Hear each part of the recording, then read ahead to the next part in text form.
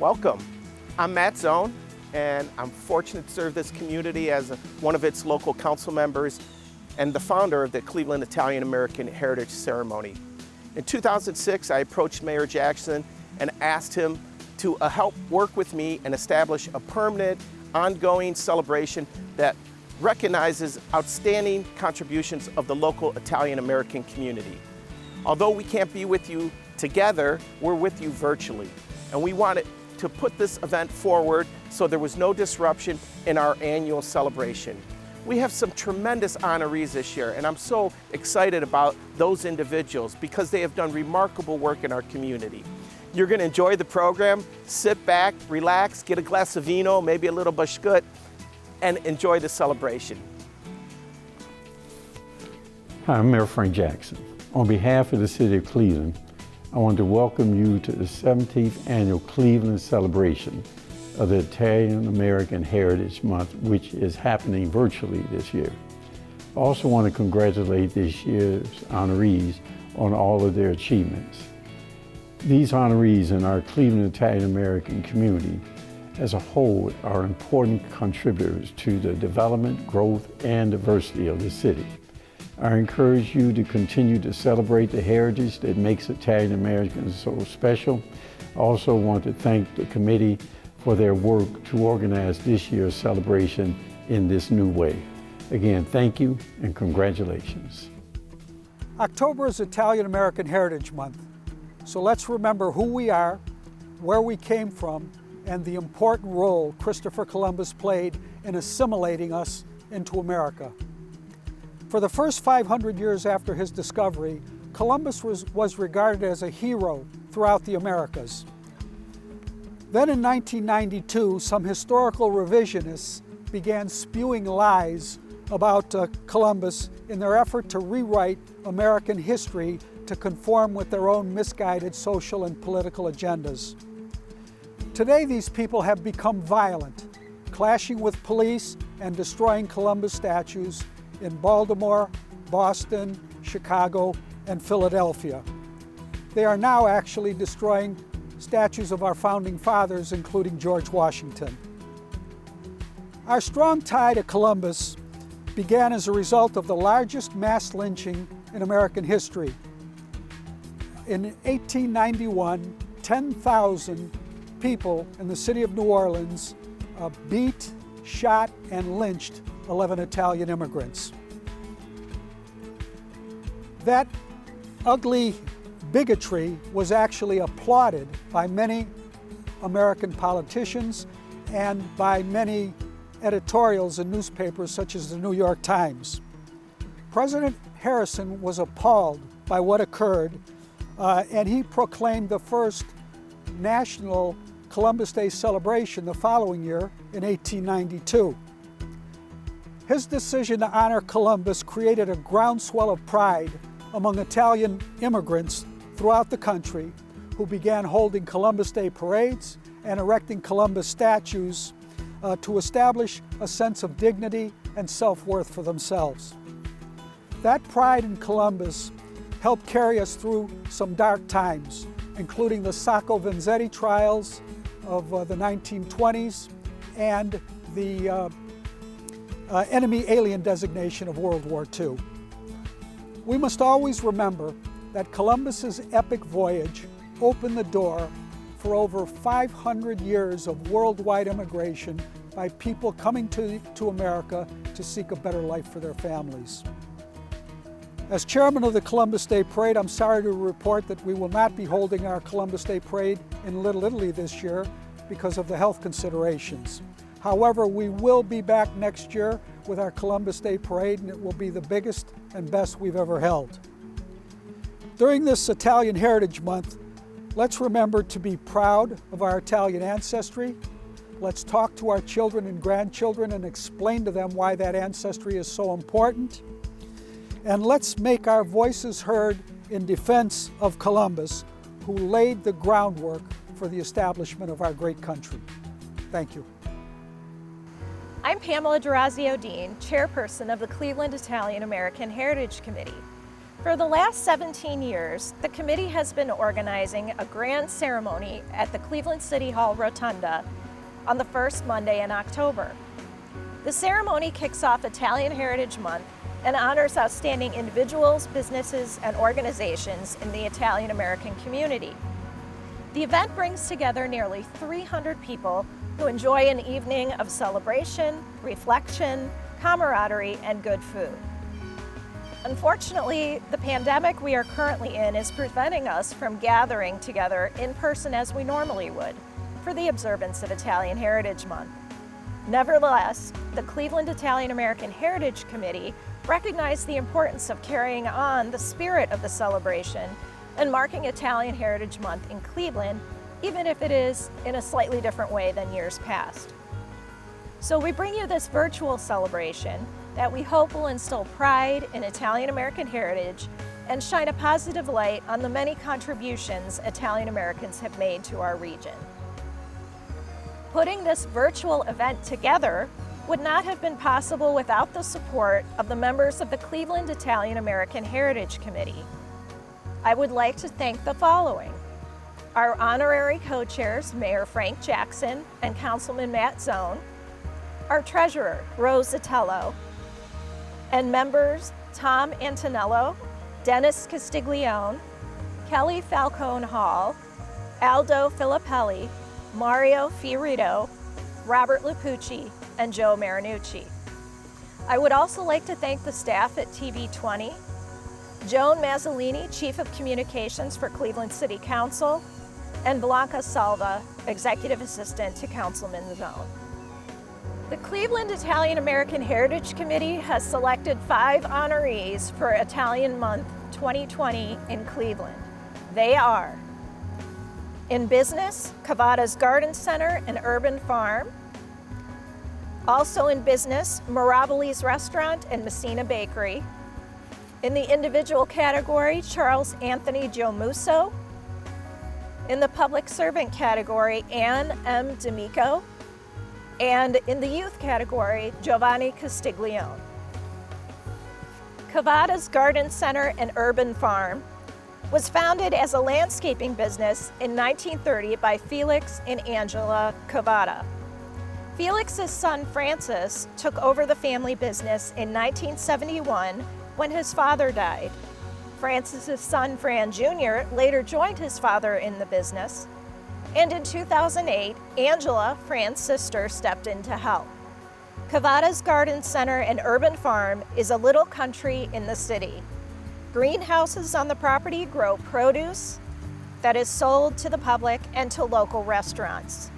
Cavada's also sells eggs, honey, annuals, perennials, statuary, and pottery. The Garden Bar, which serves appetizers using the produce grown on the property, allows patrons to not only visit to shop, but to enjoy the beauty of the farm. Our business honoree is Mirabili's Restaurant and Messina Pizza and Bakery.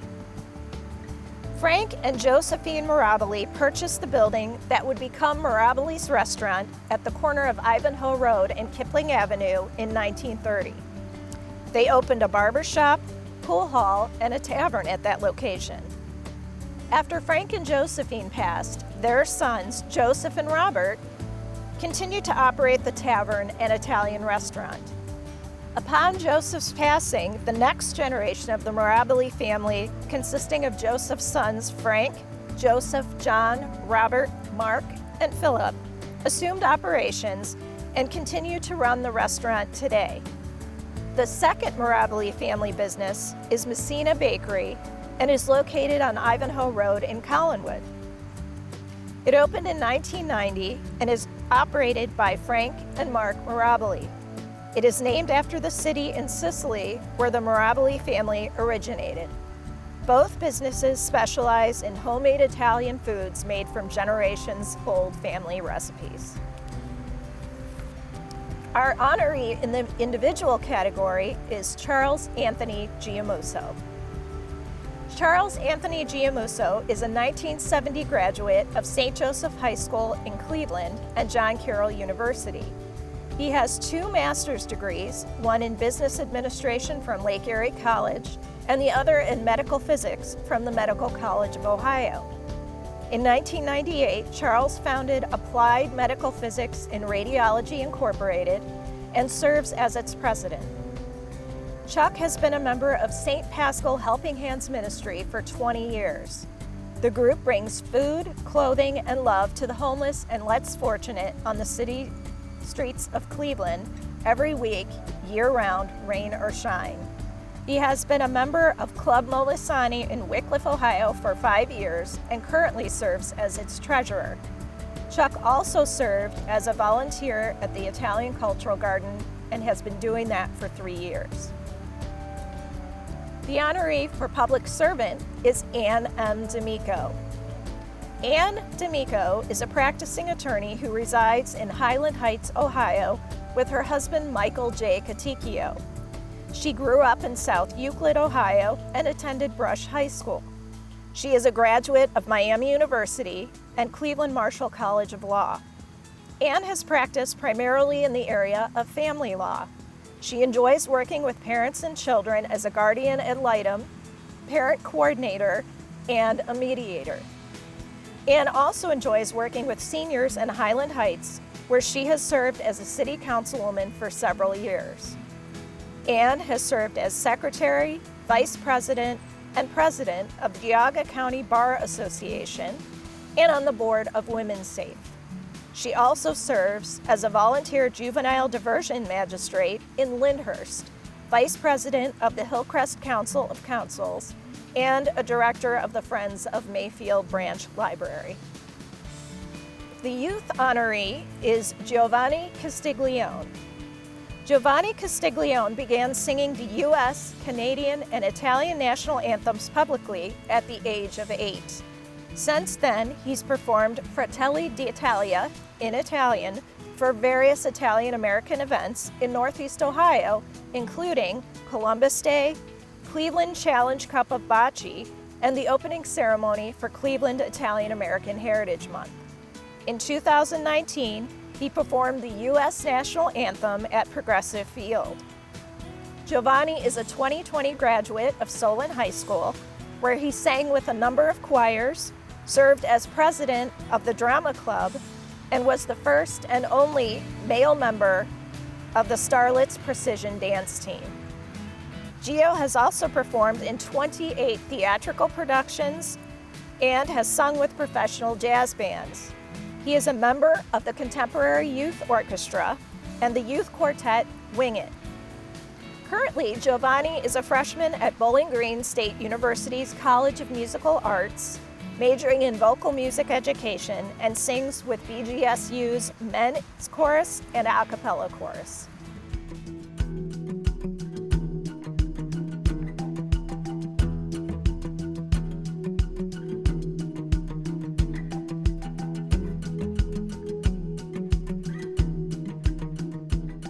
Italian-American heritage has influenced my life since I was a little kid. My parents always brought me to local Italian-American events at home, and I've just grown up around that community. So it's really shaped who I am as a person today. Being an Italian-American has definitely had a huge impact on our family life. We were raised with love and family, tradition, and culture, and so these things are things that really make us who we are as people. It just gives us something to be a part of. So over the years, my family has been a part of various Italian-American clubs, and that's given us the opportunity to develop many close friendships and hobbies and just be able to bond with other Italian-Americans in the Cleveland area and outside of the Cleveland area. I recall back when my maternal grandmother lived with us for a short time before she passed, and I would always tell her, "Grandma, this is the United States. We have to speak English. Please speak English." Well, I was stupid back then, and I really regret those words. And I would give anything to have those days come back again and learn the language. I've been lucky enough to go to Italy a couple of times, twice to Sicily. In coming back home, you really get a sense of pride in the entire Italian tradition, food, and everything associated with that. My Italian-American heritage has influenced my life it's about family. It's about our work ethic, being, in the family business for 90 years and all working together, having Sunday dinners together, just the close family ties. And I think that's the Italian heritage. From when I was a child, I was told that the core of my life was my family. And my family was my Italian parents, my Italian grandmother who lived with us, my aunts and uncles and cousins that either lived next door or a couple streets over. I had some out of state, but no matter what, that was the core. And we were taught to be devoted and to protect that core. And that has basically stuck with me and my sister throughout our lives because we are still super close to our entire family. And notice I'm talking with my hands. But that has probably been the biggest influence, was my family to get me to where I am today.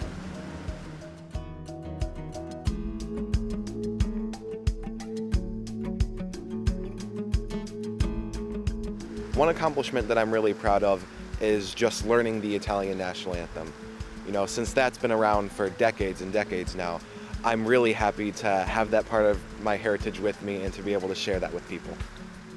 Accomplishments that we're most proud of, definitely the fact that we've been able to sustain our family business for over 90 years. It's always been important to us to keep our family traditions alive and passed down through the generations.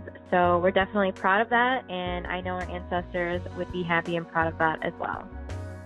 When I was 35, or somewhere around 35 years old, I went back to school after getting an undergraduate degree from John Carroll. I went back to school to get a master's degree in master's in business administration. And I was a consultant in medical physics at the time. And I was also able to start my own business back in 1998, applied medical physics and radiology. I needed to have a master's in medical physics. I considered that nothing more than a work permit to allow me to stay in the field and consult in medical physics. I did that after the age of 45. So I look back at that and say, wow, what the heck was I thinking of? But I did it. I'm glad I did it. The organization that I'm part of, the Helping Hands group at St. Pascal's, over the 9 years, we've collected and donated about $17,000 back to the Helping Hands to feed the homeless and less fortunate of Cleveland. So I'm kind of happy about that. The accomplishments that I would be most proud of would be when I took over the family business about 15 years ago and just improving on what was already a great thing for our neighborhood and for Cleveland, and just taking it to the next level by, becoming an urban farm along with the garden center and opening up a garden bar and just kind of bringing it back to life, changing with the times. Probably being that I wasn't the best student as a kid. I would say getting through college and graduating from law school were big deals. Those things led me to meet some really great people, Italian and otherwise, who've become my friends, who helped me get opportunities and jobs that helped me to help other people within my community. So college and law school were, for me, a foundation to get to other places.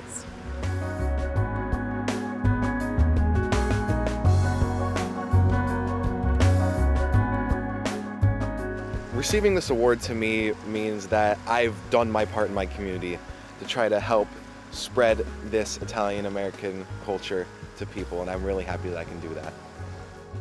It's really an honor to our family to receive this award. We care so much about our community and the Italian-American lineage, so we're grateful to know that it's been recognized, and we're happy that we have had a positive impact and can continue to represent the Italian-American culture. When I first learned of the award, I stopped and I thought, well, why me? I didn't build anything in the city. I didn't create an organization. I just didn't do a whole lot. But it made me reflect back at my life and some of the things that I did do. And, while you're doing these things, you don't think about the joy you might be bringing somebody or the good that you're doing or pulling weeds out of the garden. You do it because a person like Mike Spina calls you up, or Joyce Mariani says, hey, can you help out in the garden?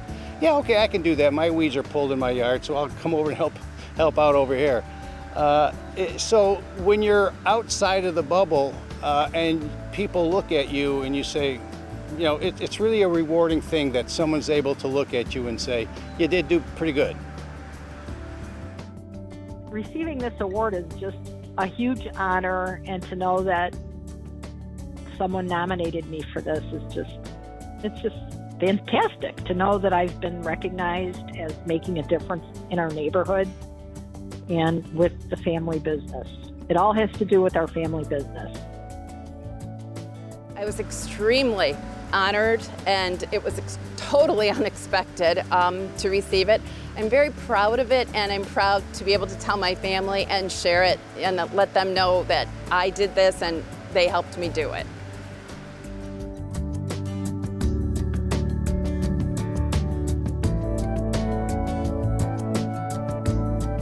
If I were to describe Italian American heritage in one word, I would use the word cultivation, because for years now, Italian Americans around this area have cultivated our culture and just sort of spread it and kept it around, and I'm really hoping to do that in the future. The first thing that comes to mind is tradition. Italians love traditions, and we love carrying them out. We have tradition basically in every aspect of our lives, whether it be holiday traditions, individual family traditions, food traditions, or even our little superstitions. We just love them, and I think it's something that we'll always be passionate about. And it's definitely something that we share amongst our family and friends, and it really strengthens that bond that we have with one another. I would say pasta, and pasta. And actually a couple more words. Dinner, Sundays, and family. You put all those together, and it's really, if you think about it, anybody that's Italian knows what it's like to have Sunday dinners with your family eating pasta. So that's what I think about that. If I had to describe Italian American in one word, it would be family. As I've talked about previously, it's all about family. It's all about being together, the work ethic, and in my case, the family business, and just keeping the traditions going. Interesting question, because I asked a few people in my family, friends, what word they would pick, and I heard strength, I heard determination, I heard food, I heard honor, I heard courage, and I started to think, and for me the word is heart, because Italians have big hearts and great hearts that foster that determination and strength, and having a good heart is what makes a lot of us do the things we do, to stay close to our family, to include other people in our community, and to be a giving, sharing people. So it's heart for me.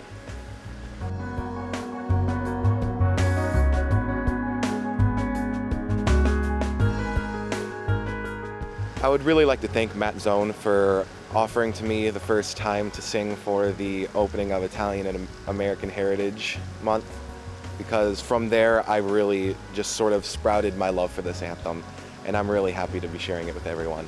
Well, we definitely love to start by thanking our late family that came to America and started the business in the early 30s.